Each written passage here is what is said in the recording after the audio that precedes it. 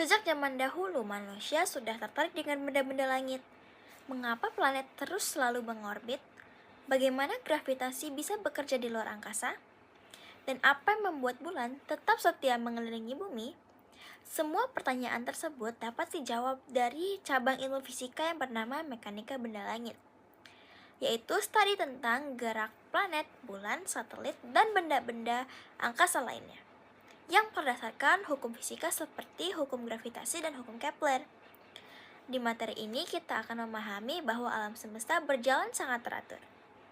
Bahwa setiap gerakan benda langit sekecil apapun memiliki pola hukum yang dapat kita pelajari dan kita prediksi.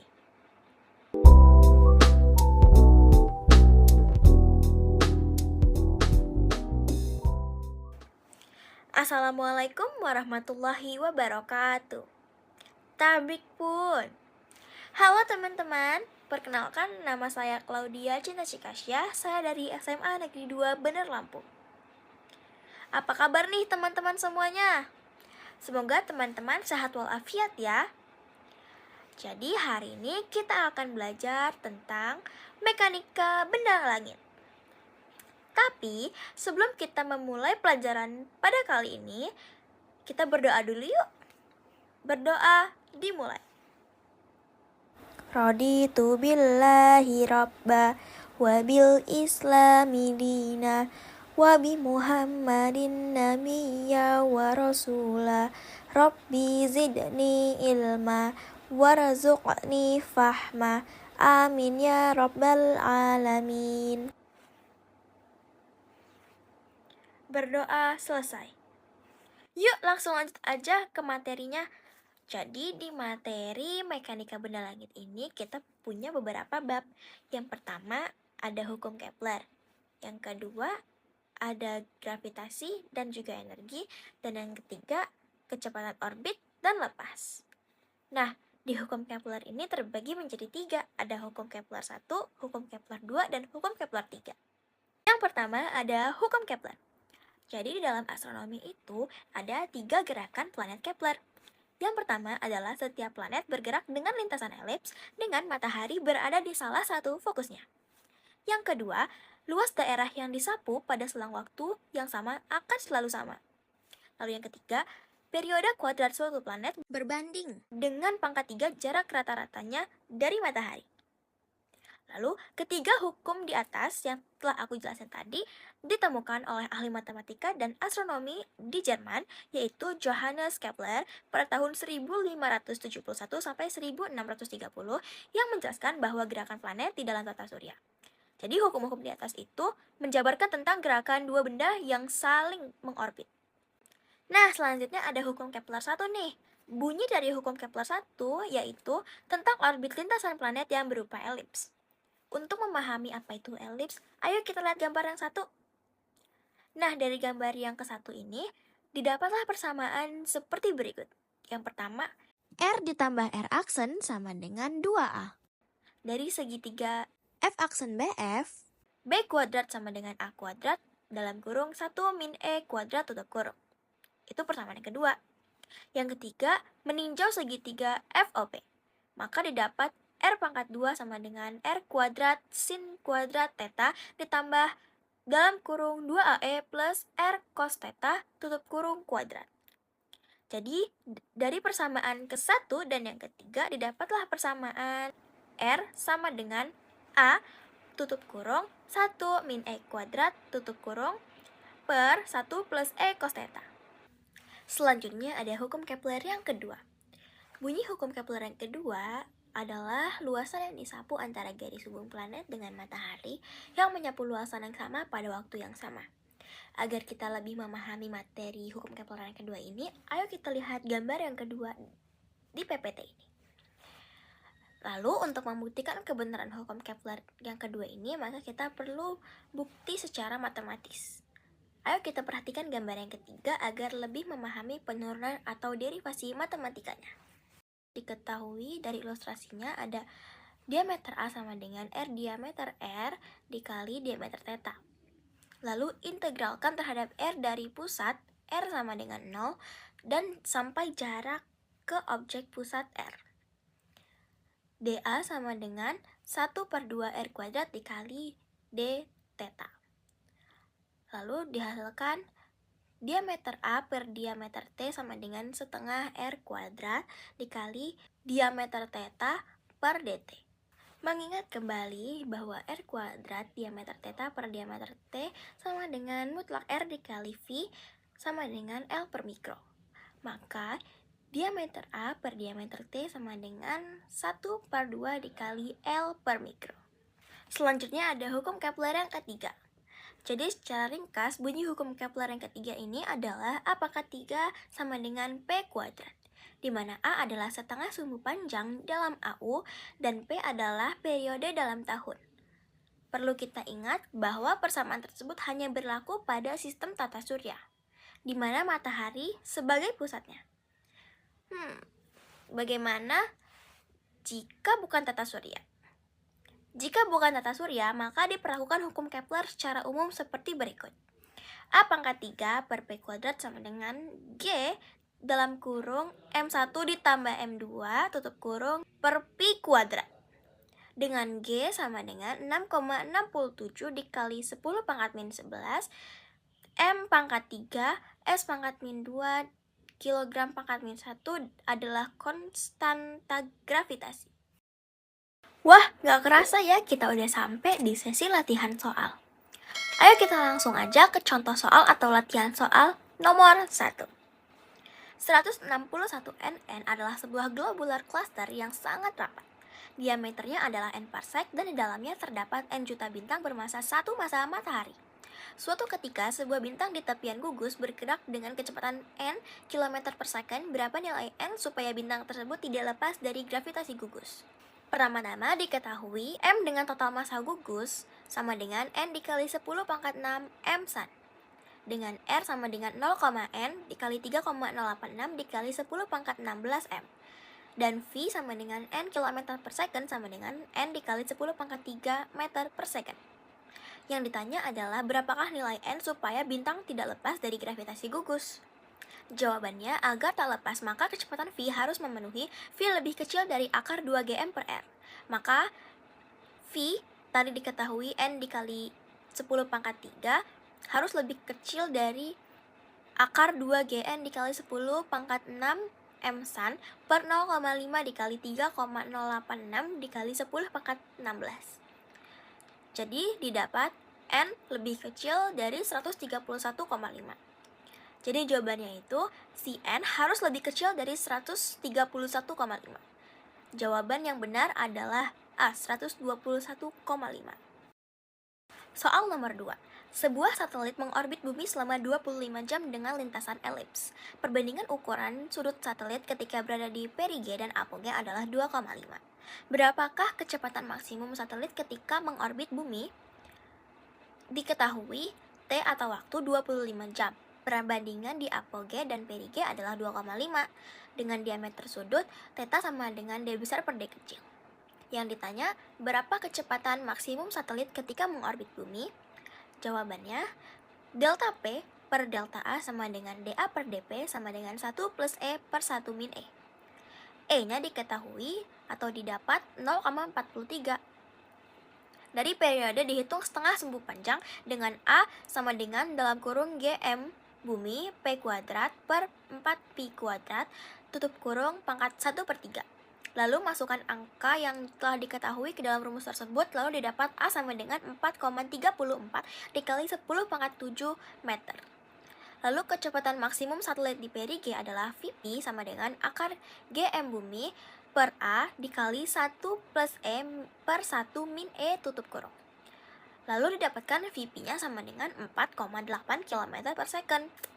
Maka jawaban yang mendekati dari ABC tersebut adalah 4,95 km per second. Lanjut ke nomor 3, sebuah gugus bintang bola yang berjarak 10,5 kpc dari kita tampak dengan diameter sudut 10 dengan jumlah bintang yang anggotanya 1 juta bintang. Berapa kerapatan rata-rata bintang dalam gugus tersebut? Pertama-tama diketahui jarak ke gugus D adalah 10,5 kpc dengan D sudut theta 10 derajat. Jumlah bintang N adalah 1 juta. Yang ditanya, berapa kerapatan rata-rata bintang dalam gugus tersebut? Pertama-tama, Hitung diameter linearnya. Diameternya sama dengan theta D sama dengan 10 pangkat dikali 60 per 206.265 dikali 10,5 dikali 10 pangkat 3 PC. Sehingga diameternya diketahui 30,5 PC. Kerapatan bintangnya P sama dengan N per V sama dengan 10 pangkat 6 per 4 per 3 Pi dalam kurung 30,5 per 2 tutup kurung pangkat 3. Sehingga didapat kerapatan bintangnya adalah 67 bintang per PC pangkat 3. Jawaban yang benar adalah D. Lanjut ke nomor 4, paralaks sebuah bintang diamati dari bumi besarnya adalah 0,40. Berapakah paralaks bintang tersebut apabila diamati dari permukaan planet Jupiter? Jarak planet Jupiter ke matahari adalah 5,2 SA. Diketahui paralaks bintang jika diamati dari bumi adalah 0,40. Jarak bumi ke matahari adalah 1 SA, sedangkan jarak Jupiter ke matahari adalah 5,2 SA. Yang ditanya, berapakah paralaks bintang apabila diamati dari permukaan planet Jupiter? Paralaks atau P sama dengan D planet per D bintang. Maka P Jupiter per P bumi sama dengan D Jupiter per D bumi. P Jupiter sama dengan P bumi dikali D Jupiter per D bumi sama dengan 0,4 dikali 0,522. P Jupiter atau paralaks Jupiter didapatlah 2,08. Jadi jawaban yang benar adalah B. Lanjut ke nomor 5. Sebuah komet mengitari matahari dengan orbit elips A sama dengan 30 SA dan E 0,73. Hitunglah perbandingan kecepatan di titik terdekat dan terjauhnya dengan matahari. Pertama-tama diketahui A-nya 30 SA dan E-nya 0,73. Yang ditanya perbandingan kecepatan di titik terdekat dan terjauh dengan matahari. Jawabannya VP per VA sama dengan 1 plus E per 1 min E sama dengan 1 plus 0,73 per 1 min 0,73. Berarti jawabannya sama dengan 6,4. Jawaban yang benar adalah A. Lanjut ke nomor 6. Jika Anda berada di planet Jupiter yang berjarak 5,2 AU dari matahari dan melihat bumi sedang dalam fase elongasi maksimum, berapa jarak sudut antara matahari dan bumi yang dapat Anda lihat? Yang pertama-tama diketahui jarak Jupiter ke matahari adalah 5,2 AU, sedangkan jarak bumi ke matahari adalah 1 AU. Yang ditanya jarak sudut antara matahari dengan bumi yang dilihat, jawabannya adalah sin beta sama dengan D bumi per D Jupiter. Beta sama dengan ARC sin 1,0 per 5,2 sama dengan ARC sin dalam kurung 0,9112 tutup kurung. Berarti betanya sama dengan 11,08 derajat. Nomor 7. Satelit geostasioner adalah satelit yang selalu tetap berada di atas suatu tempat di permukaan bumi setiap saat. Satelit geostasioner ingin diubah menjadi satelit dengan periode 6 jam. Berapa beda ketinggian satelit antara kondisi mula-mula dan kondisi akhir? Diketahui T1-nya adalah 24 jam dan T2-nya adalah 6 jam. Yang ditanya adalah beda ketinggian satelit antara kondisi mula-mula dan kondisi akhir. Yang pertama, cari setengah sumbu panjang masing-masing periode. Dengan A dalam kurung GM bumi P pangkat 2 per 4 Pi kuadrat tutup kurung pangkat 1 per 3. Periode 6 jamnya adalah A sama dengan 1,67 dikali 10 pangkat 4. Sedangkan yang periode 24 jamnya adalah A sama dengan 4,22 dikali 10 pangkat 4 km. H2 min H1 atau ketinggian 2 dikurang ketinggian 1 sama dengan A2 min A1. 4,22 dikali 10 pangkat 4 dikurang 1,67 dikali 10 pangkat 4 sama dengan 2,55 dikali 10 pangkat 4 sama dengan 25.500. Jawaban yang paling mendekati dengan ABC yang telah tersedia adalah E, 25.541 km. Lanjut ke nomor 8. Jarak paling jauh yang dapat kita tentukan dari bumi dengan metode paralaks adalah jarak yang paling jauh yang dapat kita tentukan dari bumi dengan metode paralaks geometri adalah 100 PC. Andaikan pengukuran dilakukan di Venus yang jaraknya 0,7 AU, berapa jarak paling jauh yang bisa ditentukan dari permukaan planet Venus dengan memakai metode paralaks trigonometri? Diketahui jarak maksimal dari bumi yang dapat diukur paralaks adalah 100 PC. Jarak Venus ke matahari 0,7. Yang ditanya jarak paling jauh yang ditentukan dari permukaan planet Venus dengan metode paralaks trigonometri, jawabannya D sama dengan D minus per P, sama dengan 0,7 per 0,01. Berarti jawabannya sama dengan 70 PC. Nomor 9. Jika matahari berubah menjadi sebuah black hole, hitung jarak aman agar cahaya tidak terhisap ke dalam black hole. Diketahui kecepatan cahaya sama dengan 300.000 km per second. Pertama-tama diketahui kecepatan cahayanya adalah 300.000 km per second dengan massa matahari 1,989 dikali 10 pangkat 30 kg. Yang ditanya, jarak aman agar matahari tidak terhisap ke dalam black hole. Agar tak terhisap ke dalam black hole, kecepatan cahaya harus lebih besar dari kecepatan lepas. Berarti C harus lebih besar daripada akar 2 gm per R. Jadi R lebih besar dari 2 gm tan per C kuadrat. Jadi R sama dengan 2,653 dikali 10 pangkat 20 per 9 dikali 10 pangkat 16. Jadi R sama dengan 2,95 dikali 10 pangkat 3. Jadi R sama dengan 2,95 km. Jadi jawaban yang tepat dan mendekati adalah D, 3 km. Lanjut ke nomor 10. Pada tahun 2004 telah ditemukan objek trans-Neptunian yang baru kemudian dikenal sebagai Sedna. Bila diketahui objek seukuran Pluto ini memiliki periode 10.500 tahun dan mencapai jarak terdekat ke matahari sejauh 75 AU. Hitung eksentrisitas orbit Sedna.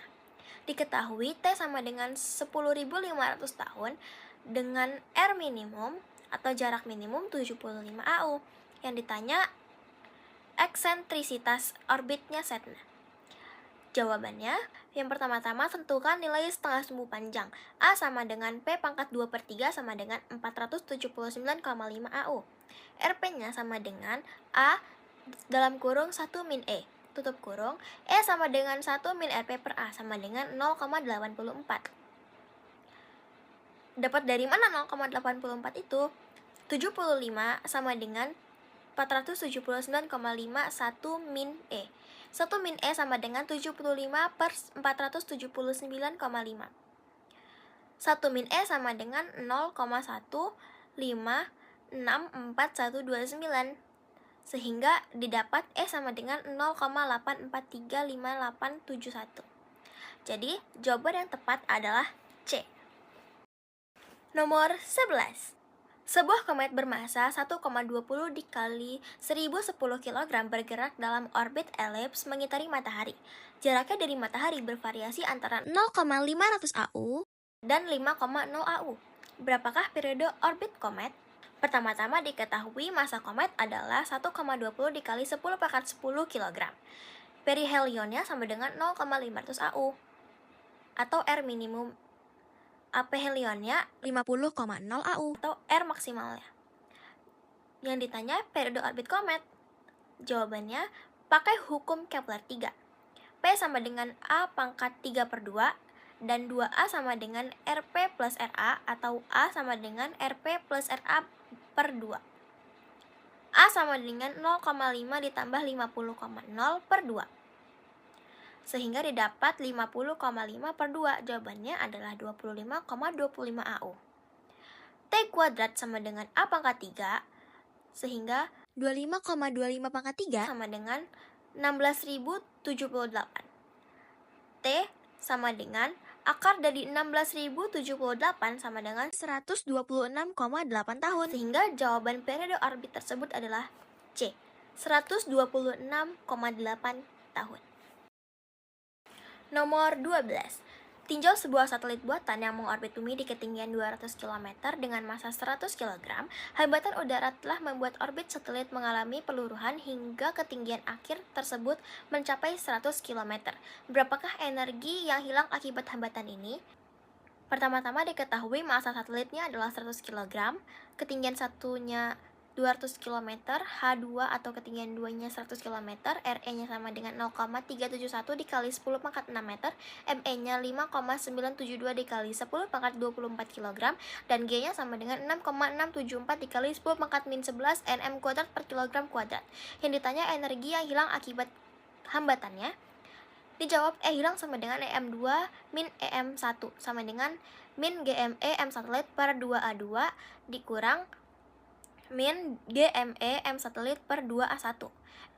EM1-nya sama dengan min 6,674 dikali 10 pangkat min 11 dikali 5,972 dikali 10 pangkat 24 dikali 100 per 2 dikali 6,571 dikali 10 pangkat 6.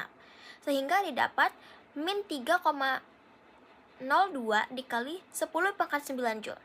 EM2-nya sama dengan 6,674 dikali 10 pangkat min 11 dikali 5,972 dikali 10 pangkat 24 dikali 100 per 2 dikali 6,471 dikali 10 pangkat 6 sehingga EM2-nya didapat min 3,07 dikali 10 pangkat 9 Joule. Jadi delta EM-nya atau EM2 dikurang EM1 sama dengan min 307 dikali 10 pangkat 9 min 3,02 dikali 10 pangkat 9 Joule sehingga didapat 5,19 dikali 10 pangkat 7 Joule. Bagaimana? Ternyata fisika sangat mudah bukan? Dan juga fisika bermanfaat sekali bagi kehidupan kita sehari-hari dan untuk pengetahuan kita. Wah, setelah kita pelajari tadi tentang hukum Kepler di mekanika benda langit, ternyata kita jadi tahu siapa penemu hukum Kepler itu ada apa aja, rumus-rumus jenis-jenis hukum Kepler.